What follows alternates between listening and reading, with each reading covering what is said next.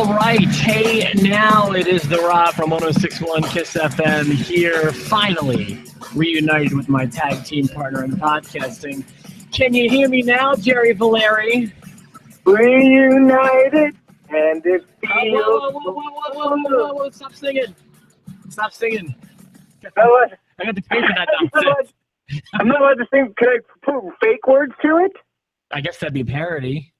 Never mind. Yeah, I listen. I'm sorry. Yeah, I love when you sing, but I can't have singing on here. Otherwise, I'm going to get called into a meeting or fired. Well, should we? Is that okay? That little snippet, or are you going to be? No, that should be fine. I was yelling over you at the very least. All right. Well, that's good. Listen, before we get started, I want to thank Mike and Steve and Eric, because they did a great job. They helped you out. I got to go on vacation. It was awesome. Yeah, everyone did a great job. I appreciate everyone coming together. It was nice that I didn't have to look very far to find people to step up and fill in, and I appreciated it. It was nice seeing everybody and giving everyone a voice to kind of say what was going on. And you kind of have 2 weeks of stuff to comment on now because you didn't give us a lot. We got your D+. Everyone, by the way, in agreement. That was a D+ pay-per-view. And we're being generous. That was awful. I couldn't keep my eyes open. I fell asleep and I was fighting to stay awake to the main event. And you knew when the main event starts at 10:59, I was like, oh my God, they're gonna squash it. And then they were, how magnanimous of them that they gave us Kevin Owens doing his best Larry Zbyszko impression where he's just stalls for 5 minutes and then he gets in and then he gets squashed. Oh, perfect. What a bunch of crap. I know. I feel like a D+ isn't generous. I feel like a D+ is accurate, personally. And of all the things they did that night that I hated, there's nothing I hated more from last week than the way they just untied the knot. All the work that they had done on Braun Strowman, they just blew all their equity. Blew it. I mean, really, what a disservice they did him last week. That was the worst. And they tried to fix it last night, but I think it's too little too late. I don't know if that would be called fixing it. I don't know what their end goal is with Strowman this month. That's the problem. It better be Strowman in a triple threat match with those two dudes. Yeah, but I guess that's better than nothing. But even still, I'm over here so they have someone else take the fall now, so Roman can pin, or Undertaker possibly could even pin Strowman. They'd never let Strowman beat both those guys, would they? I don't know. It's possible. I don't know if it's Undertaker's last match or what the deal is. I do think Undertaker will go out on a loss whenever that happens to be. I do not. A lot of people, I know you and Steve both are talking about title runs for him. I don't see it. And even I don't see it anymore. Dude, he looks awful. Dude, Undertaker is so old school when it comes to this stuff, and old school is you go out on your back, and he's the definitive old school guy. So I don't see him going out on a victory. Unlike Goldberg, who goes out with a title. Well, he'll eventually give it up to somebody, I'm assuming. You hope. It feels like they're going to give it to Brock and then wrap things up. Yeah, it does. They gave that whole thing, 12 minutes? But the Universal title now gets 12 minutes of a 3-hour Raw. You're also you're entering that territory where sometimes they like to give you the finger when everyone seems to think a match is going to go one way. They love to just take it a different way just because F you guys. Right. So, so that was the week before. The way you described Fastlane, fighting to stay awake, that was me last night. Given this time change didn't help anything. I was legitimately very tired. I don't know. Raw never had traction for me. I don't know what it was. It could have been, I was more interested in stuff going on my phone. But usually, it's Raw's job to take me from that. Personally, my news feed shouldn't be more interesting than Raw. Right. My phone, just playing with my dog. It shouldn't be more interesting.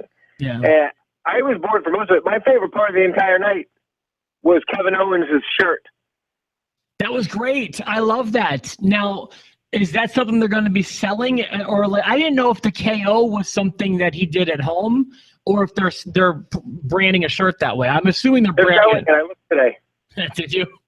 Yeah, $24. They're selling it. KO Mania 2. And it's the old WrestleMania 2 logo. Yeah, that's cool. And you can get a WrestleMania 2 shirt on Etsy, but it's $100. Like an original one? Like an original, like a vintage. That's cool. So what did you think of the show last night? Like I said, for me, it was tough to stay awake during. I didn't feel like this is one of those shows where I'm like, I'm kind of fighting for stuff to talk about. But you said you had stuff. I do. But I feel like I summed a lot of it up when I said that on the road to WrestleMania, 20 days out from the big show, and my favorite part was Kevin Owens' T-shirt. That's right. A problem. Yeah. I feel like that's a problem. It was a show. I mean, like, where do you want to start? You want to start with Shawn Michaels? When did he get cross-eyed? When did that happen? Shawn Michaels, I forgot he was even a part of the show. You're right, and I watched the whole segment. It did nothing for me. And, I've been kind of critical of Shawn Michaels. If he's not in a wrestling feud and talking, it's not so great, especially post-retirement.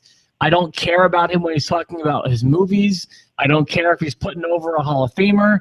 I don't care if he's trying to get over Roman Reigns. He's not good at this, and neither is Roman. And I thought that segment really sucked up until the point he took one good bump at the end. That rolling bump he took on the ramp from Strowman, I thought looked fantastic. Outside of that, it was a garbage segment, personally. I thought the only thing that was going to save it, and Braun Strowman beating up Roman Reigns was okay, but it didn't necessarily save it. It was still a bad segment. I thought, is this it? Is this the moment where they finally just take all the chips and push him in for Roman Reigns as a heel? I thought he's going to super punch Shawn Michaels out of his shoes. That didn't happen.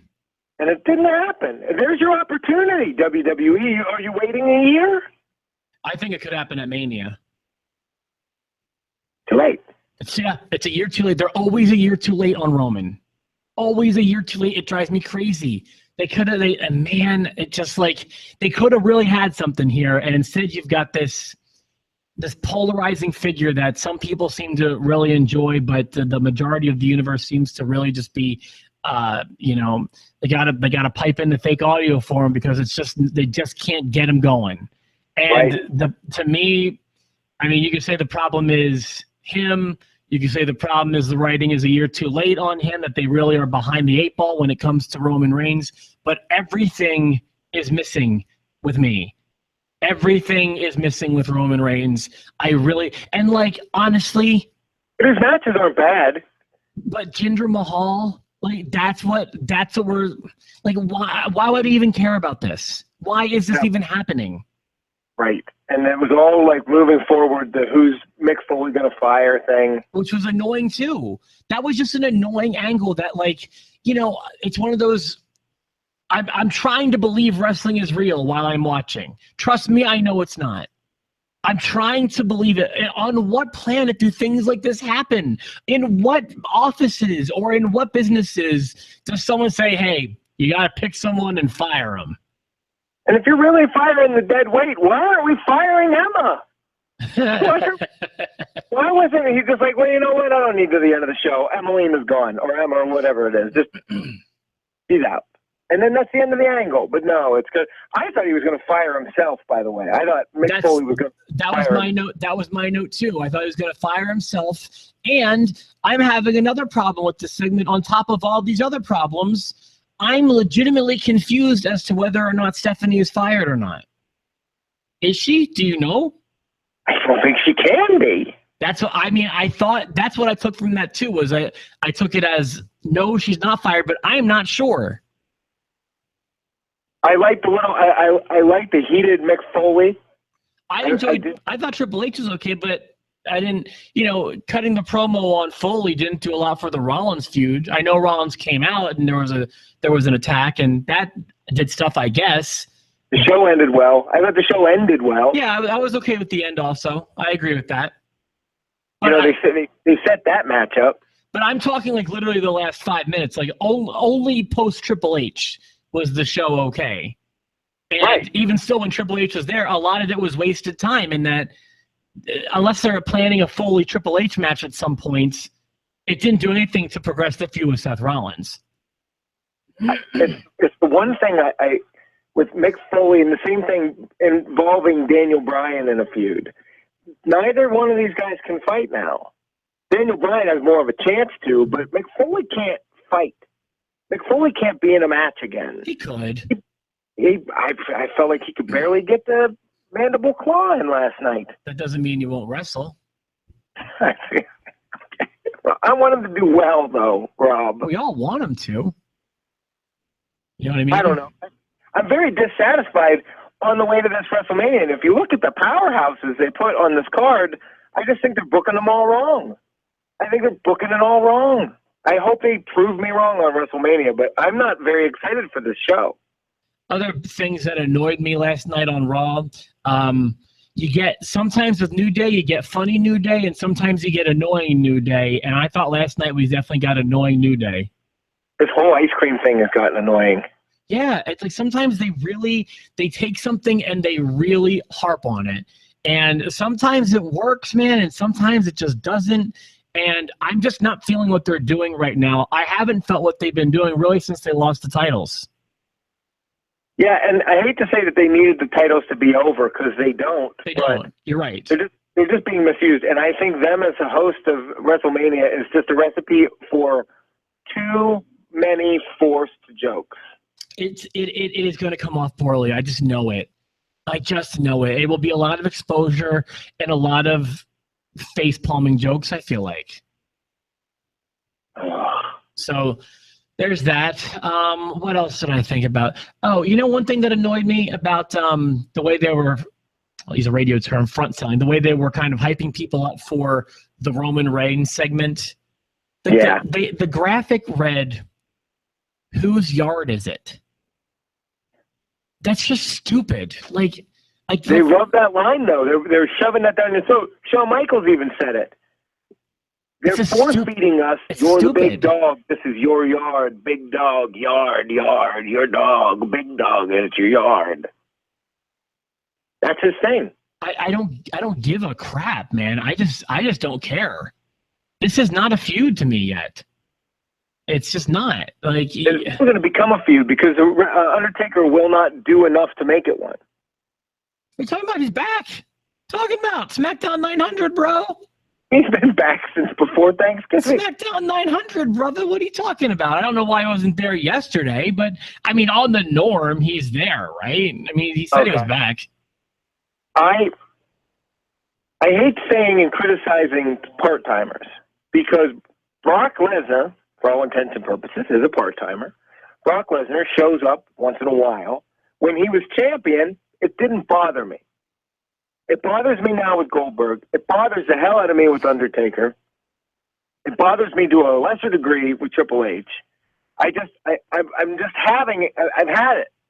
They ride the backs of these hard-working guys all year, and they depend on them to get them where we need to be. And then WrestleMania comes, and they pull the rug out from under them, and then they just start generating these angles that have no, I want to swear, no heat. So at least Brock is special. At least Triple H has a wrestling legacy that precedes him. Same can be said for The Undertaker.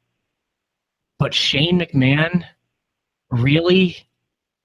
Shane's in this category now? Really? Right. And now I know for a fact after seeing those promos last night, it's going to be Shane McMahon and AJ Styles at WrestleMania. Everybody's right. I can't believe it. When people were leaking the information about some of the matches that were going to be at WrestleMania, I didn't believe it, or one of them. I didn't believe Undertaker and Roman Reigns. I didn't believe the John Cena mixed tag, and I didn't believe AJ Styles and Shane McMahon, and they're all going to happen. Yep. That's right. All of them. Now, the one thing I did like was that they actually showed the gorilla position. They showed Gorilla Room in that promo. What do you mean? When AJ goes backstage and there are, Road Dogg's back there and Michael Cole's back there and they were in the Gorilla.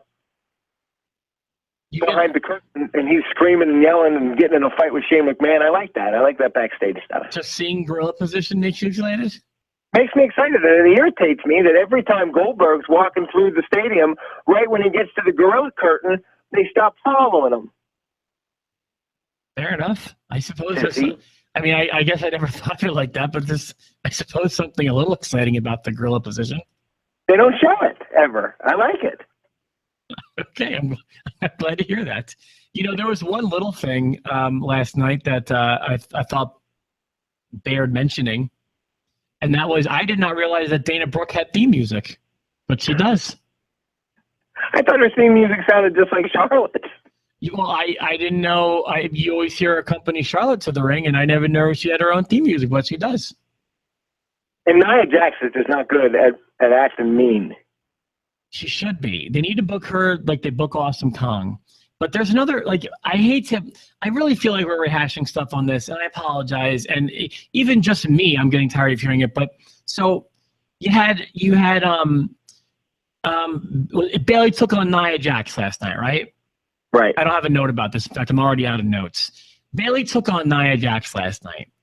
And I was thinking, to be honest, Bayley only has 2 or 3 possible people she can wrestle.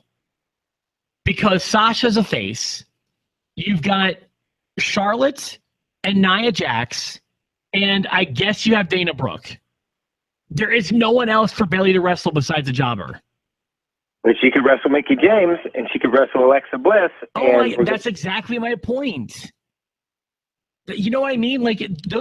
She has a choice of, I'll just say 3 potential opponents. And if you're talking about Nia Jax really has 2 possible opponents. Do we not see the problem here? Oh, don't worry, Emma's coming. Emma's coming. Oh, Emma's coming, everybody. You're ready for Emma to come. Emma's gonna come save everything.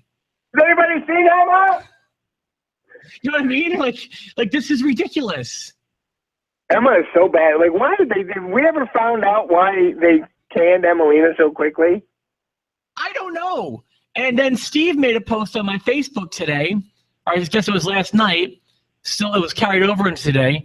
He's joking about Emma's coming, and Mike was saying that she knows how to work. I mean, I've seen Emma matches, and I'm not saying she's garbage, but guys, she's not going to save the day here.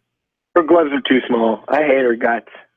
She's a pretty face. I'm excited to see her trot out again.